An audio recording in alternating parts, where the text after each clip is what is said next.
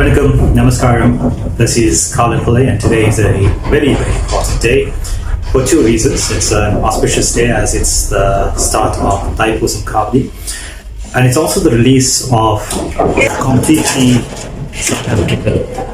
original Tamil track. It's been produced by DJ E, so I'm on my way now to the Playhouse, and that's where he is normally based, and speak to him about the song Uyirin Oli with vocals by Yovani Naidoo. So you just stay right there and I'll bring to you an insight exclusively to you. Hey, my name is Yovani Naidoo and I have teamed up with the awesome DJ E on a South African Tamil track titled Uyirin Oli. It goes something like this. Uyirin Oli Todarum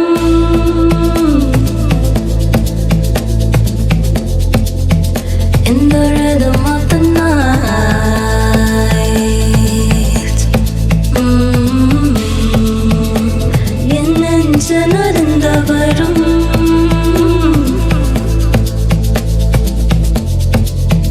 Every beat becomes divine.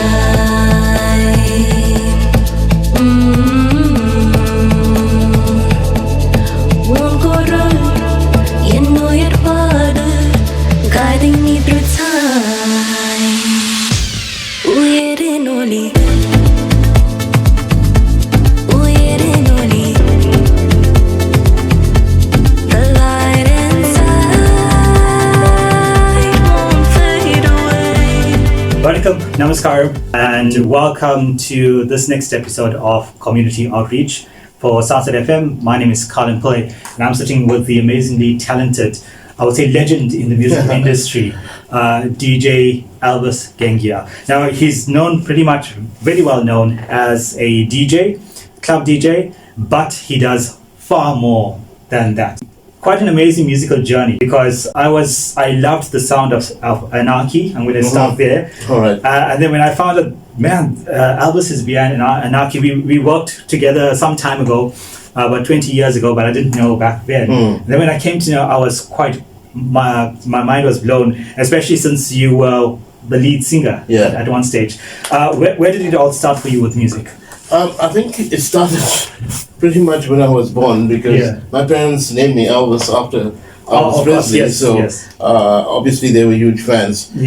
So I was always surrounded by music growing up, and some of the family members were musicians, professional style musicians, but amateur musicians in the family. I was surrounded by them.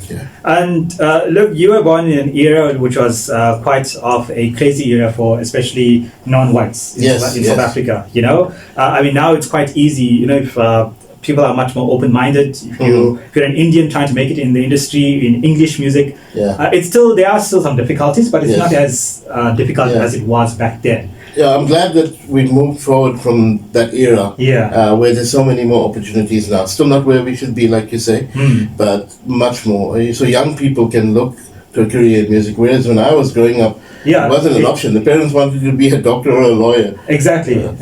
But I mean, you braved the odds. And what made you start a band apart from the love of music? What made you start, to take the first step to say, let's do an English band? Well, growing up, these thoughts, when I got into music, listening to music, I always envisaged that some stage I want to be in a band. Of course, my career path went in different ways. At that stage when Anarchy was formed, it's quite an interesting story. It needs an episode on its own. But what happened was, I was called by one of my friends who's a musician to be an MC. I was a nightclub DJ and a rapper, hip-hop rapper doing cover versions. So people knew me for that. So they were having a night of rock and metal music. There were a whole lot of bands in Tongaat, in a small, tiny little place in Tongaat. They asked me to be the MC for the event. And on the night, what happened was the core of Anarchy that was there, it was a different band. They had some disagreement with the vocalist, and he didn't want to perform. And he stepped out. And then they asked me, can you come in and sing? And I said, I know all the songs you're playing, but I don't know the lyrics. I'm into rap. All right. So they said, no, we'll play our heavy metal and you rap. So it was just freestyling through this whole thing. Yeah. But what happened was our bassist, I only didn't know till the next week, was recording the session on tape. Oh, okay. So I professionally recorded. Not professionally, just like a stereo output to I don't know, it wasn't a stereo output, it was just a tape recorder sitting there. Yeah. And then the following week he said, Elvis, you need to come and see me. So I went to see him and we played this back and we didn't realize what we had done and what had happened because it was unreal. It was unplanned. Blur, maybe. Yeah. And then we realized there was something there and we said, let's start a band. That's amazing. This all took place in Tonga. Where was Anarchy-based? Was it in Tonga? Well, the core members, two of us were from Tonga. All right. The guitarist he's from Phoenix. All right. Eventually our drummer, Grant Halliday, is from Pinetown. Yeah. And so initially that wasn't the original band. We did go through a couple of drummers and in that stage, for someone to commit to a band was not an option really, especially if you're darker hued. And mind you, we did experience some of what you're talking about. Apart from just being difficult, the racism was still there, and especially being an Indian band playing heavy metal or new metal, we weren't easily accepted into the scene. Exactly. But we overcame that eventually. But it seems to me that this rock. Sorry, I think we'll move on from here. But the rock music has been with the Indian community for a long time because I remember going to Unit 2 in Chatsworth. I think it was called the 202 street street event.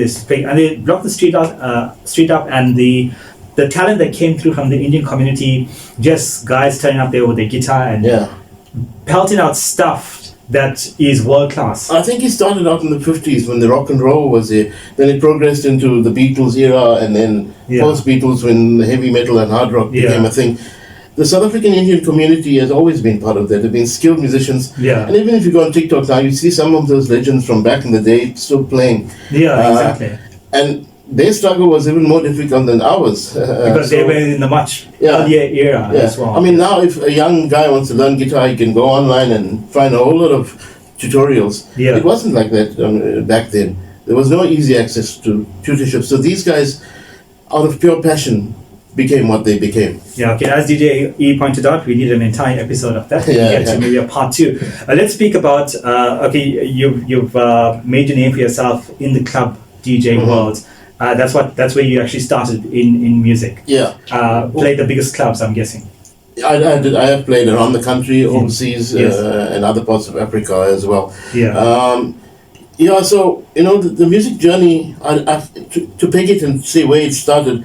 I started initially appreciating music, and I learned to play guitar at a young age, and even at school we had a school band, that was going, but it was nothing serious. It was just out of passion. And then of course I started off studying metal. I'm a metallurgist. Was a metallurgist. So went to college and started work as a metallurgist.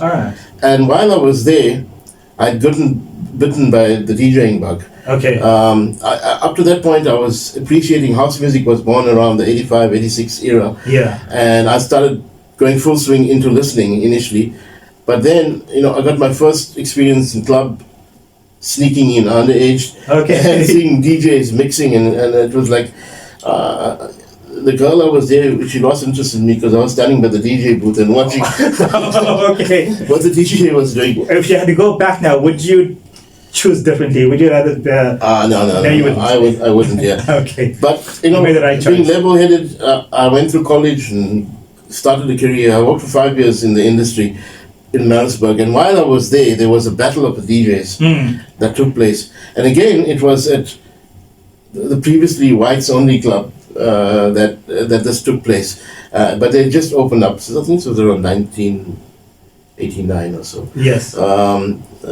Although the legislation hasn't changed in the country, people that started opening up, but it was still very much a white thing. So I came down to Durban, bought all the latest house music, and primed myself with no experience now trying to DJ. Just so I got into the club and I played all the latest house music, which the crowd, which was the normal crowd was not into the house music. They were more into like commercial and other variations of music. Yeah. I think I even walked out before the end of the competition because I knew. Wait, so it was the battles of a DJ, but not house music. That's. Yeah, no, there was lots of before house. There was a lot of different from disco to disco. Disco into right, into Italian bass electronic music. And also house was emerging, but the brand of house that I was playing was the Chicago. House, and they were more into what was known as Italo house, which is Italian based. Also a great type of music, but not for me. And so it was an epic fail that. But I walked out of there vowing that this is never going to happen to me. But that's a stepping stone. So I put heart and soul. Even sometimes, I used to sometimes hike on a Friday night from Pietermaritzburg to Durban because that's where my turntable was in Durban. And from there, lots of practice and then another story. How I got into my first club was with no club experience, with no mobile experience as well. I went in and auditioned and I got the job. Okay, so, brilliant. So that's where it started. And then when I got bitten by the bug, I made the huge decision to quit my job as an engineer. All right. And everyone thought I was mad. My parents, girlfriend at the time, friends. Because my parents, I come from a humble beginning, so they struggled to send me to college. To them, it was like I was throwing everything away. Do they still believe that you made a mistake? No. It took them a while, but they saw early on, my path.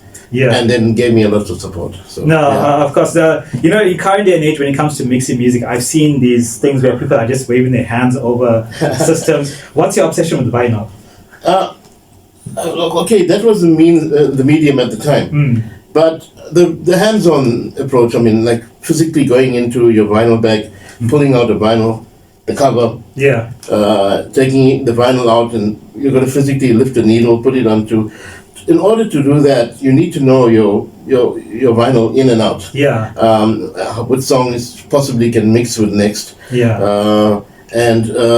Then the skill, and that's why a lot of people could not be DJs, was the skill that's needed to play on vinyl is infinitely more difficult than what happens with today. I can't even imagine how many needles did you break? The needle thing is, there were needles built for clubbing, so they had longer life. But we did go through a lot of needles. I can only imagine. Now, but you proceeded from that.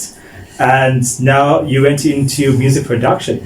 Now, mixing music, that's one thing on decks, but to actually create an entire song. So early on, while I was a DJ, I was also thinking about production at that point. But I couldn't afford all of the number one, a lot of the stuff was not available in the country that the big hits were being made on for dance music. And secondly, if it was here, it was too expensive. So I bought myself a cheap Casio keyboard, which had some programming capability. So that was the start. But at that stage, I wasn't fully into production. As a DJ, I wanted to be different from other people. So I would take my Casio to the club, plug it in, and now play the beats from the Casio and maybe an a cappella of a song. So now I've got a live remix on the fly. So that was starting to separate me from other DJs. And then I saw that this was possible, and I tinkered around with, because at that stage I quit my job. If I was still in my job, I would be able to afford things. And now, my first job was like 50 rands a night as a DJ. And to put things in context, one vinyl was 50 rand. Exactly, So I started tinkering around doing just basic remixes of songs, so that I would have a version separate from other DJs, and also the mood of the mix would be different. And that's where the journey began. And I started empowering. There was no internet until 1995 here in South Africa, so for it was a couple of years we're trying to get as much information as you can. And then the internet was a great resource when it came. I got it pretty much as soon as it was available. And with the limited abilities of your software back then, we could still get in contact with people overseas. And I wherever I could, I would get in contact and try and find one piece of information. So the learning started at a very early age, and it hasn't stopped. What programs have you gone through as a producer from when you started using program-based? I've used everything you can think of from version 1. Yeah. So and so if a software comes out today, I'm going to check it out. Okay, so so you don't actually stick to just Pro Tools. Do you go into FL Studio? I've used, like I said, you named the software, I've used it. Yeah. But my personal software at the moment for production is Ableton Live. Okay. Yeah, Pro Tools in the studio is a king when it comes to live. Yeah. Yeah. I've tinkered with everything from FL Studio to Cubase to Logic and everything in between. Software people haven't even heard of over the years. And if something gets released today, I will download the demo, check it out. So in the early days, actually, it was Cakewalk. Yes. But Cakewalk was MIDI only. Yes. You couldn't record audio. So I couldn't afford Cakewalk, and I didn't have the hardware at Cakewalk. And then a friend of mine who started a computer shop one day told me that he's got access to like a clone of Cakewalk. Okay, interesting. Which came with a clone of the software as well. Yeah. So I started on there, mastered that, and then moving from there to Cakewalk would have been an easy step. And then of course Cakewalk introduced the audio side of things. But funny thing, you're talking about the journey. And today on Facebook, a memory popped up of my computer that I used back then. It was such an ancient computer. So, I mean, today if you want to change the tempo of a song from 100 to 120 beats per minute, it's a flick of a switch. Yes. Back then, you had to leave it to process overnight because my computer was so ancient. So how long did it take to actually export a song once you downloaded it? Well, exporting did take long. I mean, not crazy long. Yeah. But I'm talking about if you're trying to change from 100 beats per minute to 120, you have to leave that overnight. Okay. And the next morning when you wake up and the tempo is not right, you have to do it again. Just to get that. You couldn't put a reverb in real time, so you'd apply a reverb and bounce it down. Again, if it's wrong, you have to do the whole process again. So it was, in spite of all those, with dedication, you can do anything. No, of course. If you had to make a choice between doing only production and doing only DJing, which will you choose? I can't choose. You can't. I can't. Yeah. Do you prefer one or the other, or are they both intertwined? I think if I could just DJ for the rest of my life, that would have a slight edge. But now that I'm in production, it's really difficult because they work together. Right. One influences the other. Okay, so DJ E, this is not the first. Uyirin Oli is not the first Tamil original he's put out.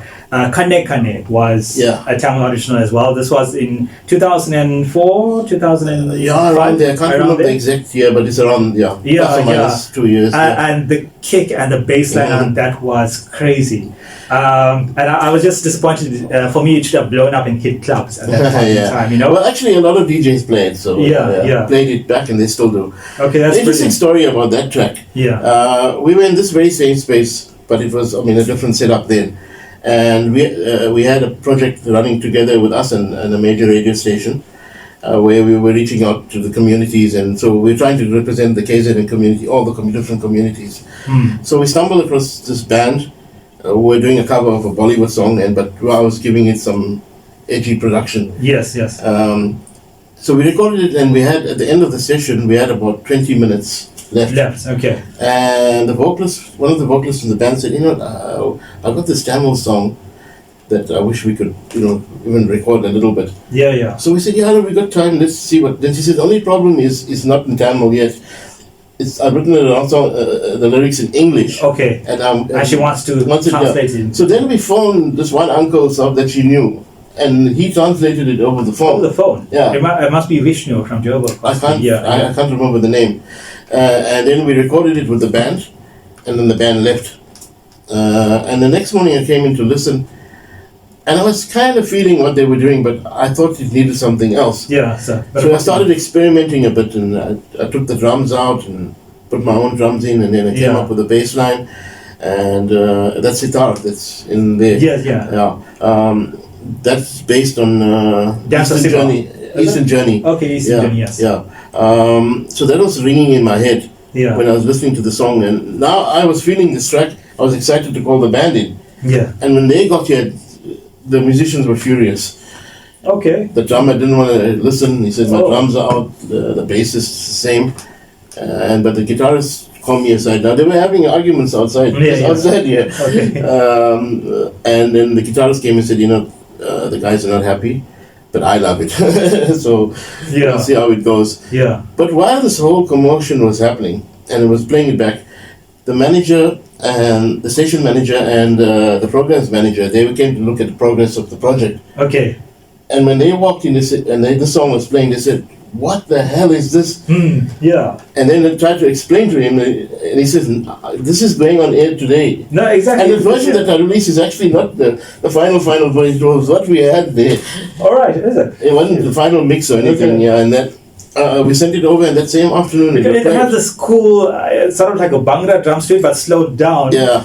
And mixed in so well with the house beat. Yeah. And then eventually the rest of the band, that was a turning point for them as well. They realized that you can't be stuck on always. Okay, it's brilliant. And then, of course, you went into, can I call it like fusion, where you took, I remember you did a song from Boys, Please, together with, I think it was Mafika Zolo. Well, I've always, as a DJ, when it came to the Indian side of things, always pushed the local, whatever was happening here locally as well, the Mzansi House, or whatever. Even now it's going to be Amapiano and Kom and all of that. I had a whole brand it's called African Beats, AFREAKIN. Yes. Beats, a play on the word African. Yeah. It's always been my mainstay. African. Nice. Very nice. And in the clubs, those remixes used to go down because it was so unique. A lot of the problem with the remixes that come from India primarily, and also from other parts of the world, is that they send it on what's their audiences. Exactly, And it doesn't translate well always. Some of it does, some of it doesn't. But I was trying to be different with something I love. I love South African music and South African dance music. So I incorporated that. And now it's the thing. Afro House and Afro House has blown up so amazingly big. If it's coming into the Tamil industry, now it's making a mark in the world, because of the Indian industries, Tamil industries is currently the last to actually pick up on those international trends. Yes. Which brings us to Uyirin Oli. Yeah. Uyirin Oli. When did this project actually start? Okay, the song, where it started, it was going to be a proper Afro House track. Yeah. I had no intentions of women a vocal on it. Yeah. And then I was thinking, maybe I can introduce some Indian elements into this Afro House track. Yeah. So I put in some tablas, and then the mindset, but why stop here? Okay, why? So I was thinking now, we need a vocalist, but we need lyrics, and I don't even speak. I can understand a little bit of Tamil. I don't really speak. Yeah. And then I went to AI. Okay. For the translation, but I'd written down in English what I wanted, and then went to AI, and then I wasn't sure if I could trust the translation. Of course. So I sent it to a few friends overseas in India, and they said, "No, this thing is perfect." All right. Okay. And then the next thing was, who's going to sing on this? All right. And I promise you, it was Yovani popped into my head immediately because I've been following what she's been doing, especially online. Facebook, social media. Yeah.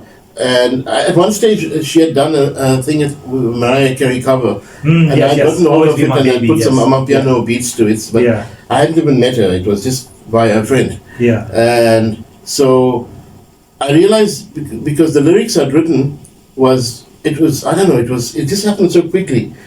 Although it was almost like it was heaven sent. Of course, and it worked perfectly with the song. It just flowed.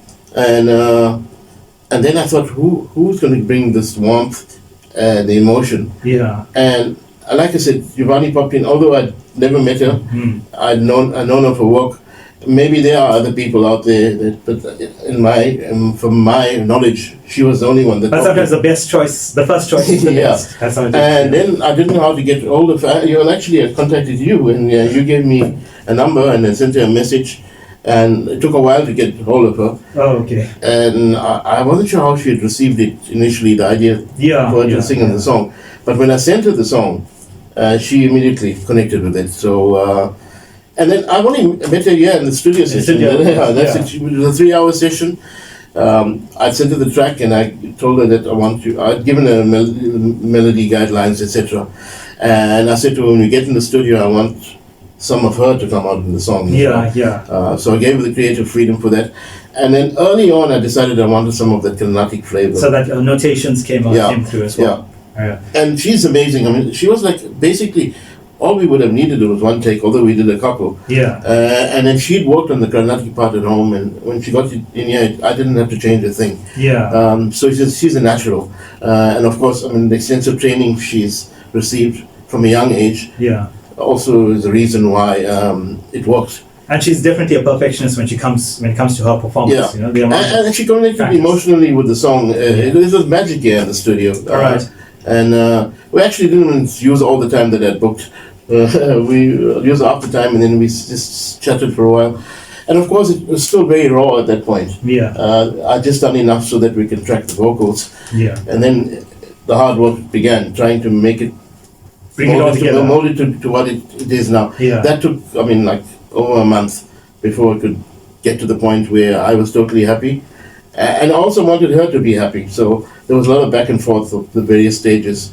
And well, the sound is now actually catching up quite well in USA. This style of production as well. Yeah. I love that it sounds so international. The vocals are so crystal clear, and as I say, it's warm with a nice, amazing dance beat to it. Yeah. So from a proper Afro house song, I had to scale it down to make it to lighten it up a bit, so that it will appeal to a wider audience. So that version is we couldn't call it the radio version. But right at the beginning, I also envisaged remixes. Yes, okay. So there's going to be a whole remix pack coming out. There's going to be an extended Afro house mix, which I'm doing, and then there's going to be a proper house mix. So I'm doing two mixes, and we've given it, I won't name them now, but there's some other local producers who will be doing. So there'll be an alarm piano mix, there'll be a three-step house mix. There's an EDM mix. Okay. And these are from DJs who work in the Indian sphere. And are well-known, good producers. Perfect. So, and that's how I envisage the song is going to travel beyond a normal audience. What it is now, the radio edit. Yeah. So what the radio edit is appealing to a lot of people. It got played on Radio Caius Caribou. Okay, that's brilliant. And French online radio station. That's brilliant. And they contacted me, said it's early in the year, but they've already named it as their favorite of the year so far. Awesome.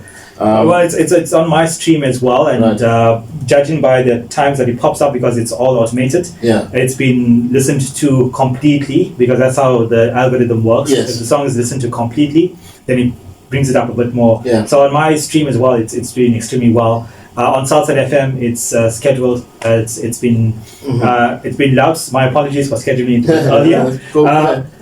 So you chose today to launch it. Quite an odd date. Things happened. I don't know. It's so organic, this whole project. Yeah. Because the day we recorded it was like the day before the arrival of indentured slaves. The 15th of November. Which we didn't plan. We planned it and recorded like before that. But circumstances made that day the only day possible. Now today is an auspicious flag hoisting day. So we didn't plan the release. It was what was given to us by the distributor. Now, of course, and Yovani Naidoo is a Murugan devotee as well. So. She's actively involved, and she asked me to pass her regards onto you. I tried to see if she could make the session as well. Okay, but she's busy with with work and so forth. Now, I do understand a bit of Tamil, and listening to the lyrics, it's not a religious song, but it's highly a spiritual song. It's very spiritual, and it can go in multiple directions. The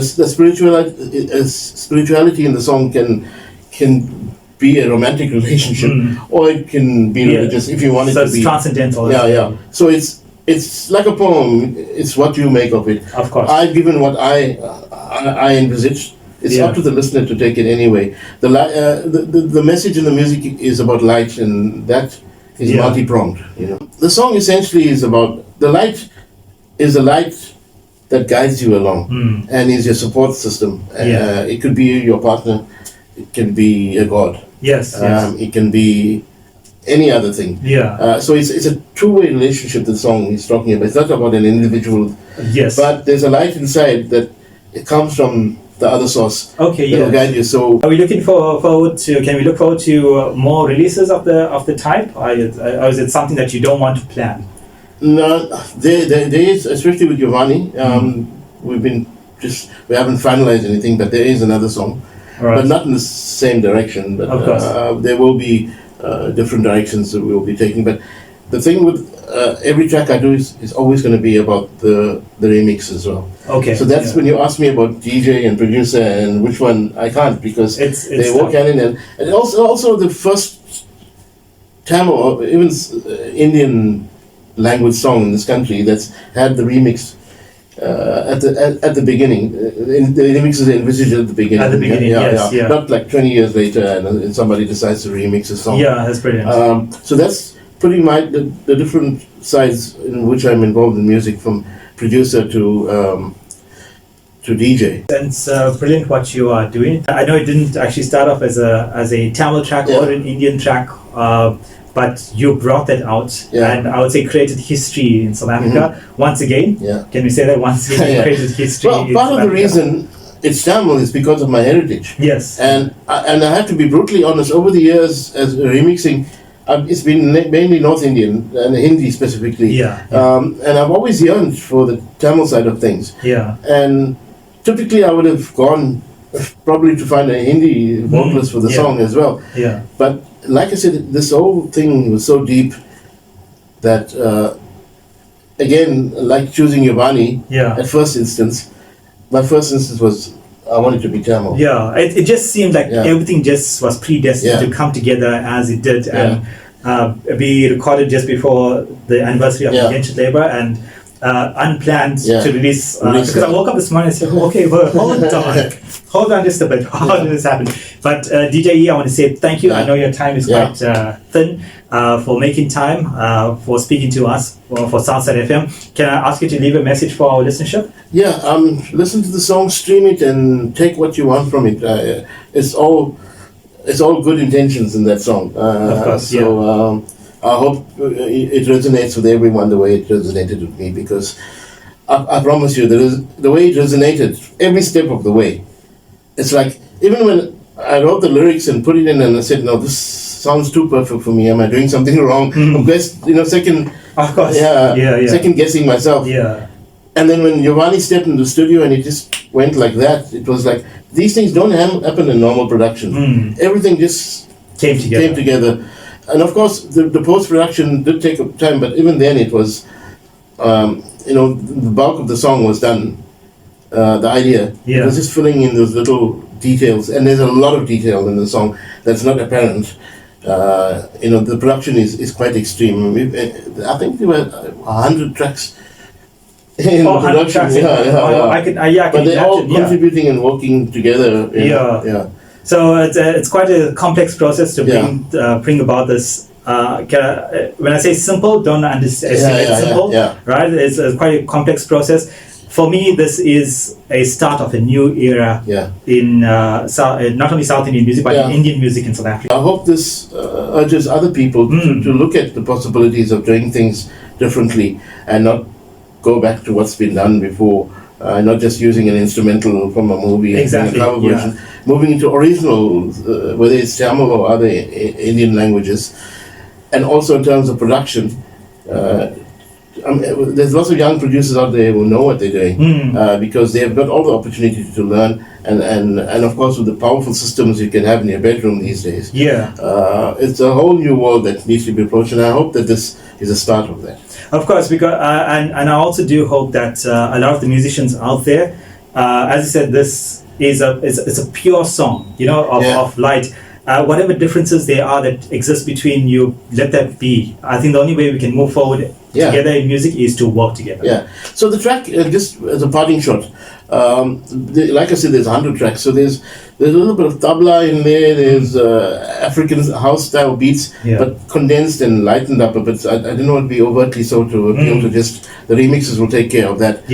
But there's lots of attention. There's a little flute that's lying underneath there, and there's strings. There's like tons of strings that are put together, but very low in the background. The other thing I wanted to do was for Yovani's voice to shine, and get the message of the song through. So And I think that tiny bit of a reverb that you added in there as well. But of course, there's more than just reverb. You know, that's going on. There's a lot of multi-band compressors, but we're not going to get into all of that right now. But just appreciate the song. At the end of this interview, I'll be attaching the song to the video, or part of it, not the entire thing. And I'll be dropping, of course, you can look at the comments for the links to all of the streams as well. Please go out and support the links, whether it's Spotify, iTunes, YouTube, wherever else we'll drop the links. Please do go through, support it, make this track as huge as we can. Yeah, guys, listen to the song and remember that the light inside will never fade. Beautifully said. I think we're going to end it there. Thank you, DJ E. You are brilliant. You're amazing. And looking forward to seeing so much more. Thanks for the opportunity. No, you're most welcome. It was an opportunity for me, actually, to do this interview. So from me, Kaalan, I'll catch you again whenever I'm on air, but please go out, support this track from DJ E and myself. You have yourself a beautiful day. You go well. Dream big. Wonderful. Namaskar. Cheers. Ciao. Southside FM, Community Outreach.